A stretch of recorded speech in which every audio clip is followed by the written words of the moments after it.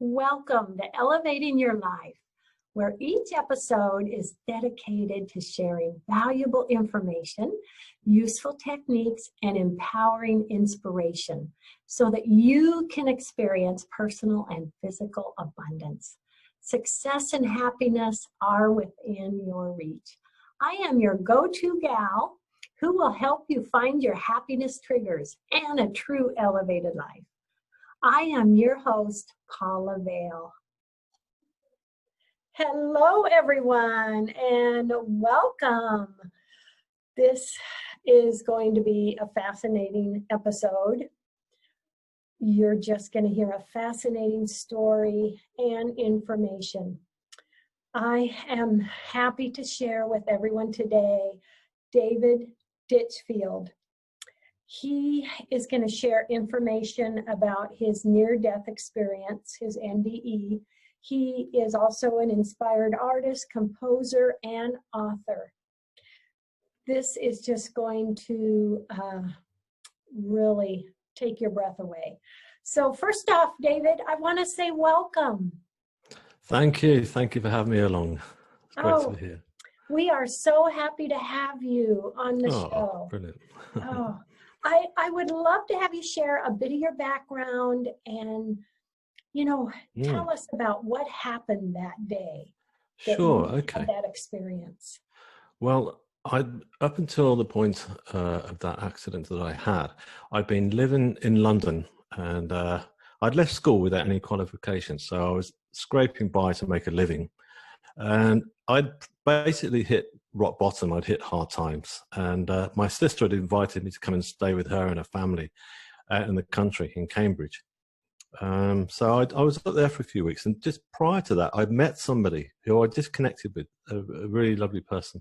And she came to stay a few days while I was up in Cambridgeshire. And so she had to get back to London. So I took her to the rail station to see her off because she'd got to get back. And basically what happened was I stepped onto the carriage with her because she got a heavy bag and I helped her on with her bags. And then I gave her a hug and a kiss to say goodbye. And I was still on the carriage and then we heard the emergency buzzers going. So it was like, right, I better get off. So I stepped back and as I did, the bottom sort of corner of my coat, it was like a quarter-inch coat, got trapped in the emergency closing doors.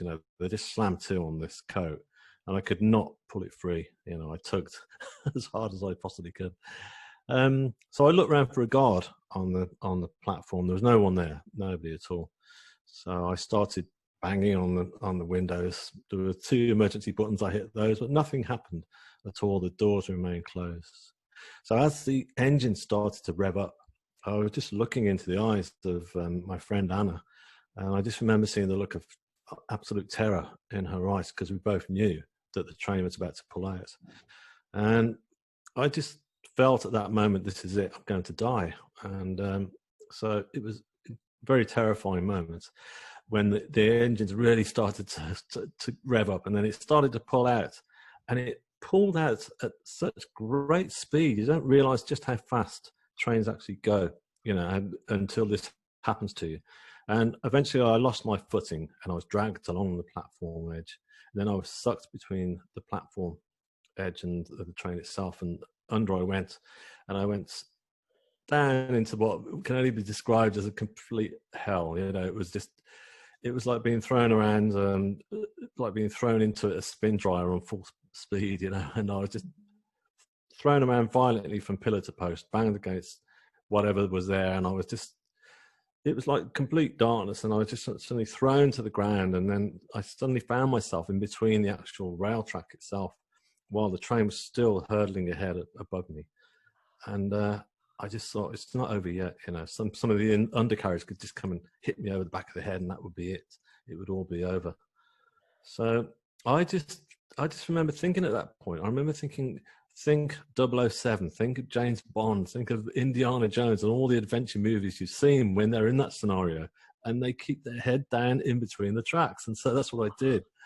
And then the train eventually moved on and there I was completely shattered. And part of me was completely, obviously delighted to be alive, but another part of me was completely, you know, it was an awful experience to go through in such a, from one moment as being standing on the platform edge to that. Yeah. Yes, yes. So when did you realize you were in an NDE, near-death Well, experience? this didn't actually happen until I arrived at the hospital itself.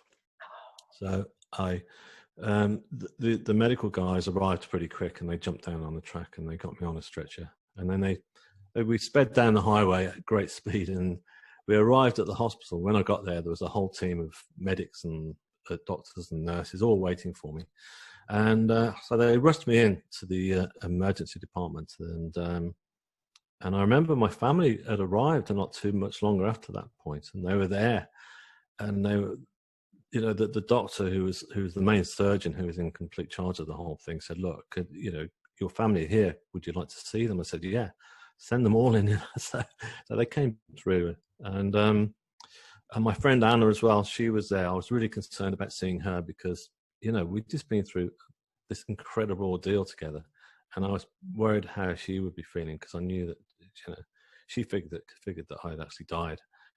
She told me she didn't realise I'd survived, and she was just shaking her head from side to side, looking at me, going, "I don't believe this. You know, you're alive." And so yeah, so it was that point when I was lying there. I was losing copious amounts of blood, to be honest with you, and I just went from being in immense pain and all the noise and lights and everything that were all around me were just too much to deal with, and I suddenly left that place and I went into what could only be described as this beautiful, warm, darkened place. But when I say darkened, it was dark, but in a really calming way. You know, it's just very peaceful, and it was, yeah, it was remarkable. I just lay there, and I suddenly looked around me, and I saw these like orbs of light that were slowly pulsating all around, and they were just calming me. They were all different colours of, you know, almost like crystal stones, all the different ambers and yellows and reds that you see. And yeah, and I thought, where am I? And I just remember looking around me, and I looked first of all to see what I was lying on, because I knew I was no longer in the hospital. And I looked, I was laid on this huge sort of piece of rock, like a medieval altar, if you like, and it was made of slate, and it felt really comfortable to lay on, which is really odd because normally you wouldn't want to lie on a piece of slate. And I realized that I was no longer clothed either, but that still didn't bother me. It felt very comfortable. And I lay back my head, and I figured at that point, this is it, that I really have died. I passed on to the next stage. And but it was interesting because there was no sense of shock or fear or anticipation of, oh my goodness, I've died. It was like I went with it. I was completely at peace with being there, and it didn't shock me in the slightest.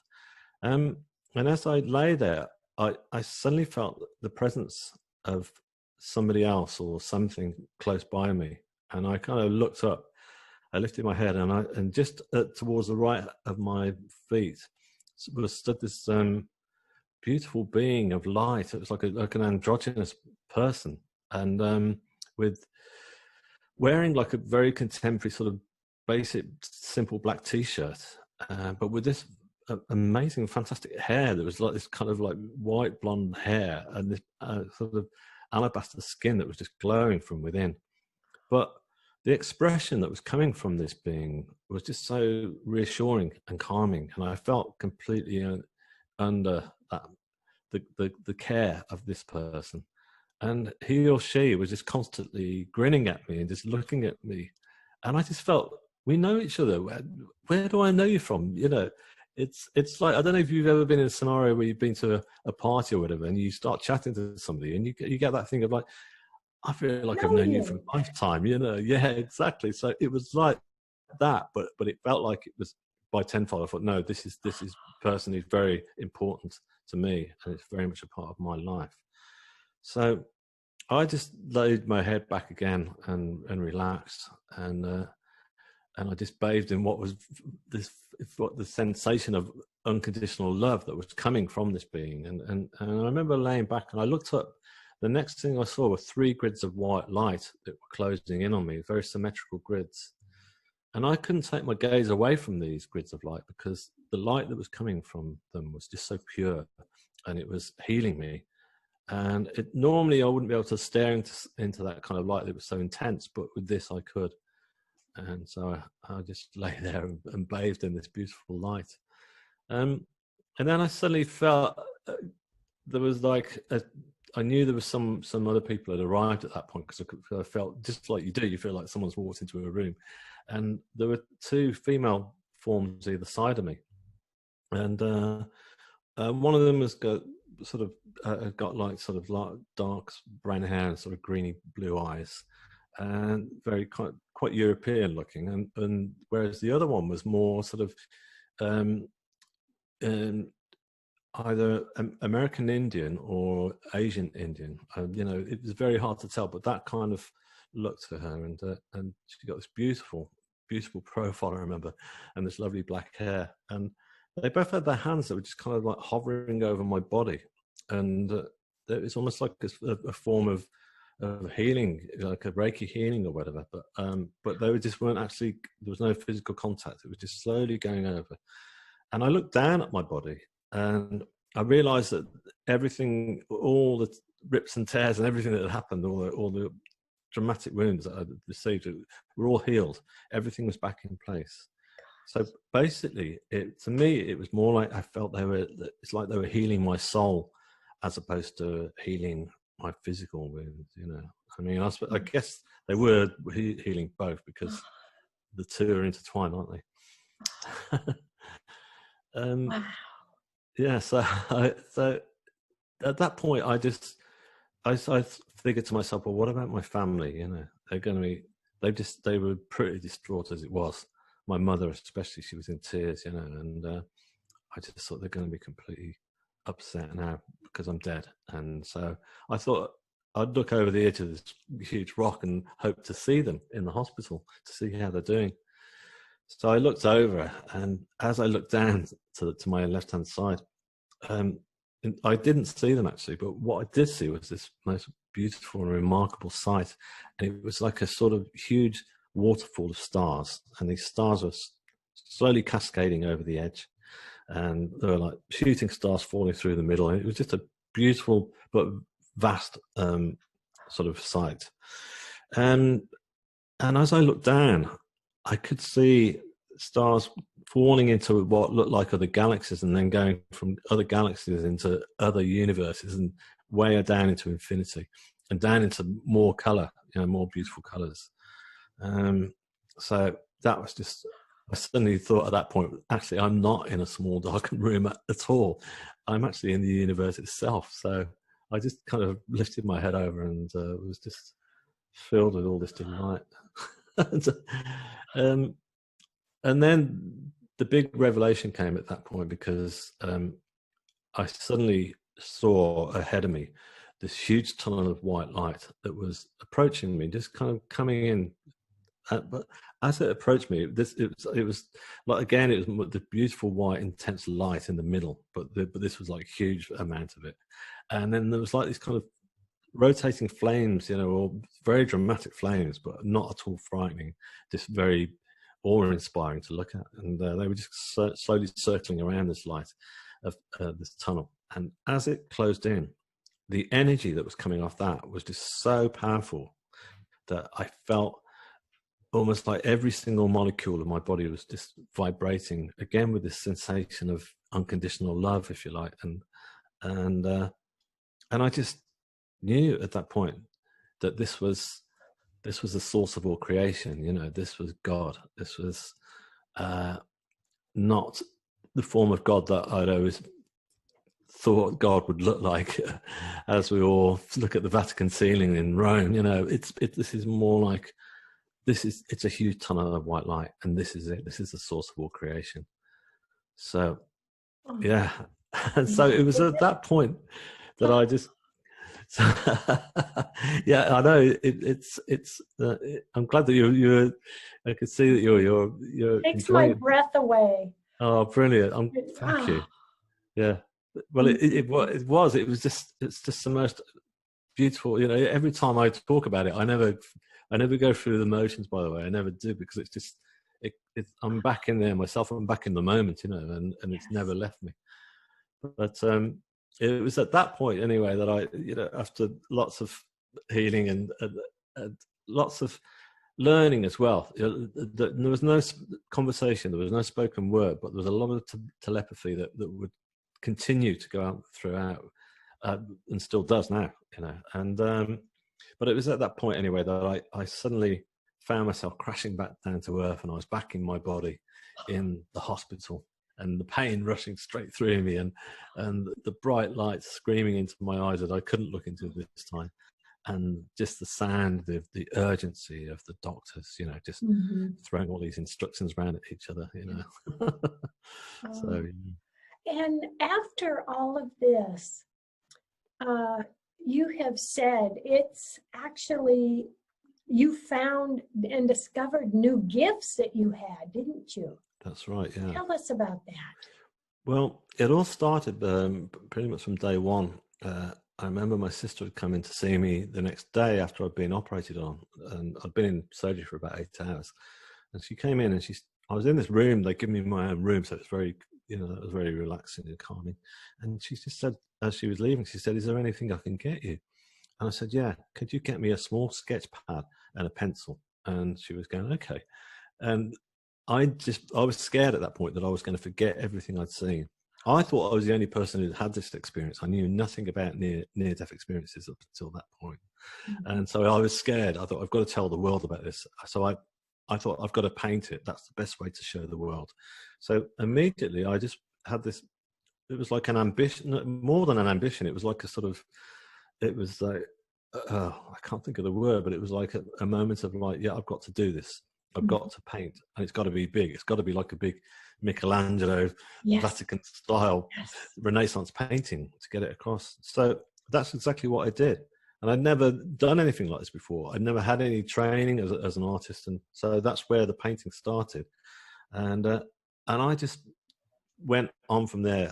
You know, I did that very first one, which was showing the whole scene, taken from that little sketch pad drawing I did in the hospital, to this showing the whole event of the near-death experience. But I just carried on painting more and more and more, and became prolific as an artist. So well, I love it. I love it. Tell the audience about your book. First off, what it's called, where they can receive a copy, and you know what this inspiration you have. Tell us about what you put in this book, and because it's a must read. It is. Oh, thank you. Well, it basically, it's a story actually, because it starts pretty much just before the accident and talks about my life and about meeting Anna. But it also talks about another gift that I was given, and that I was given the gift to start writing classical music. And I wrote a piece of music called The Divine Light, which is based on my near-death experience again. And it was performed by an orchestra to a sellout concert, which sold out 2 weeks in advance.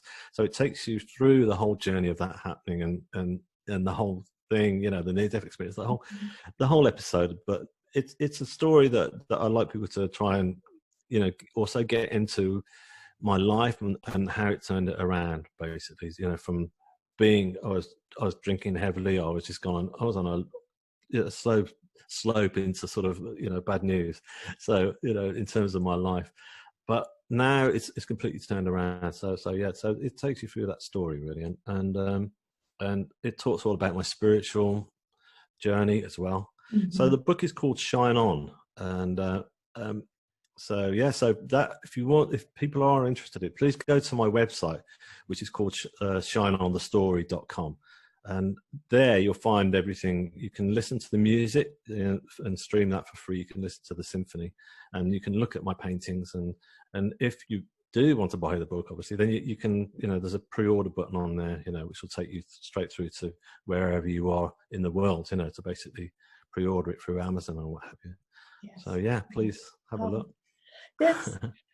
This really has, would you say, changed your life's purpose and your view? Yes, it has. Yeah, most certainly. It's I would say that before, when I say I was on a downhill destruction, I don't mean, it's more like self-destruction. I was never destroying other people's lives, only my own. And I had no self-love at all. And everything that was going wrong in my life, I went for the quick fix, i.e. by having a drink and things like that. But now, my life, I realize that it's a lot more three-dimensional. Yes, of course, things go wrong, for all of us. But I deal with it in a completely different way now. And I also use my guides that I know are still with me, who from that point, I call upon them for help. And they help me not only through difficult times, but through good times as well. They help me with these paintings. Yes. They help me with my music. I couldn't have done all that. I definitely could not have done that. We all have that, don't we, David? Exactly. Well, our guides are with us always.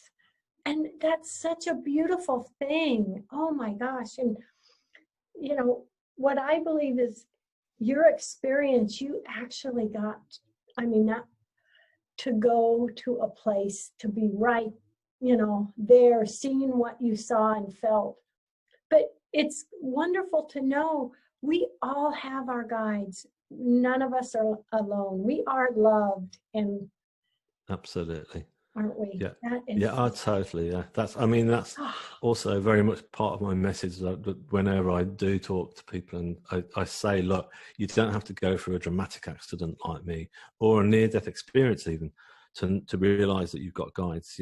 I realized that my guides have been with me throughout the whole of my life up until that point, but I just didn't know it, so I couldn't connect with them. But now I can, and we all can. We've all got them for sure.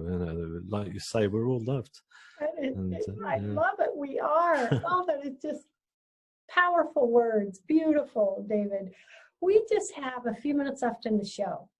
Mm-hmm. What last words do you want to share with everyone? My gosh, I could go another hour, David. This is so fascinating.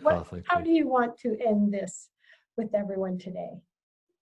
Well, there's just a couple of things I'd say. The first one is we don't talk about death enough, and I don't think we should be talking about it every day over our breakfast coffee. But basically, do not fear death is what I'd like to say, because what awaits us is a really beautiful thing. It's like the body doesn't just switch off like a light switch, Well, the body does, but the soul doesn't. The soul goes on to the next stage of the journey, and it's very beautiful. So please don't fear death. But the other thing is to self-love. That's the most important thing. Once you realize that you start to stop and give yourself love and get in touch with that higher consciousness, honestly, life will just start to sort of open up, and like a flower, it really will.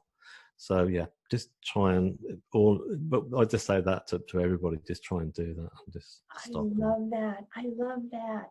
Yes, because that self-love and realizing our guides are with us and opening up and trusting, it changes your whole life, doesn't it? Oh, absolutely. Yeah, it's amazing. Things start to happen for you.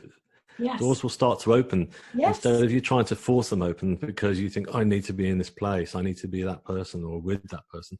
Don't, just be authentic to yourself as well. Don't try to be something else that doesn't actually fit you or what have you, and it'll come then and you'll enjoy it. I've always said to myself, I'm not going to be over there pushing, trying to get that door open, trying to, I'm going to sit back and let the work and the energy I put out and let those doors just open, Yeah, absolutely. Because they will. Because the universe wants that to happen. The universe is all about recreation. The rest of nature is constantly recreating because it allows itself to happen, So why not us? It's so fun, David, how, the universe can send us, signs. It can send us people, connections, opportunities, that, just be aware of and see those. It really is fascinating. Your story is fascinating. And oh, thank you. My gosh, what you can share with the world now. I just want to give you a big heartfelt thank you for sharing your experience. You're welcome. It's been a pleasure. and what Thanks for having me on. It's been great. what Yeah. you created. Yeah. Yeah. So Yeah. I wish we got more time also. Yeah, but maybe another time we can do. we may have to chat again one day. We must do. Please share your website one more time for me with Oh, if you don't mind, that'd be great. Yeah. Yeah. So it's shineonthestory.com. So, and it's all on there. Everything's there. Yeah. Everyone, check out Shine On. It's life-changing. And David, your messages, thank you for being that gift for all of us. I'm very grateful. Bless you. Thanks so much. And love, hugs, and blessings to you. Same back. Everyone out there, love, hugs, and blessings. Thank you so much for joining us today. Thank you.